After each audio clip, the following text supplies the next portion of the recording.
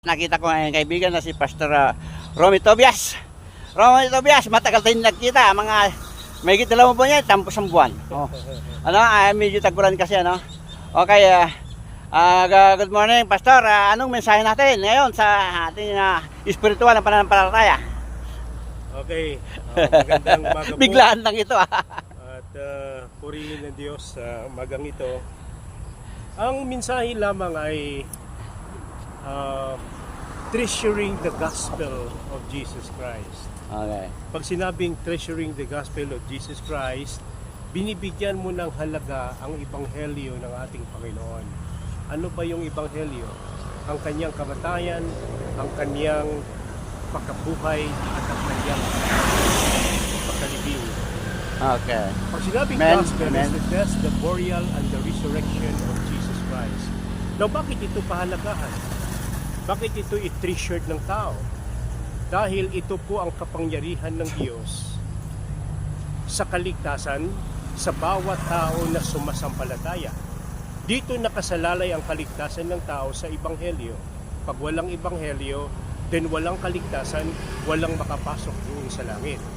Kasi Kristo namatay, inilibing at muling nabuhay. Ang ibig lamang sabihin, bukas ang langit sa bawat tao at higit na po sa tao na nagsisi at sumasampalataya.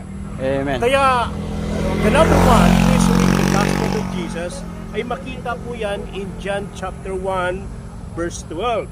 Pag sinabi nating treasuring the gospel of Jesus Christ, you ought to accept and believe Jesus. You ought to accept or you ought to receive and believe Jesus. Amen. Now, if you accept and believe Jesus, then you are treasuring the gospel of Jesus. Now, if you accept and believe Jesus, then you become sons of God.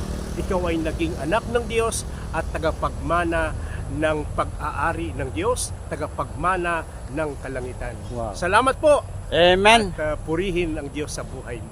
Yan mga kapatid at mga kaibigan, ang mensahe natin ngayong umaga, treasuring the gospel of Jesus Christ. Ano ba yung treasure? Kayamanan. Ito yung kayamanan, yung kaligtasan. Ano natin yung kayamanan dito sa lupa? Kahit tayo pinakamayaman, kung mapapahamak naman ng ating kaluluwa sa impyerno, wala rin silbi. Kaya kailangan i-treasure natin yung gospel, yung si Jesus Christ. Kasi sabi naman niya, siyang daan, ang katotohanan at ang buhay. Walang makakapunta sa Ama, kundi sa magitan niya. Kailangan talaga i-treasure natin si Jesus Christ, yung gospel. Okay, thank you for watching.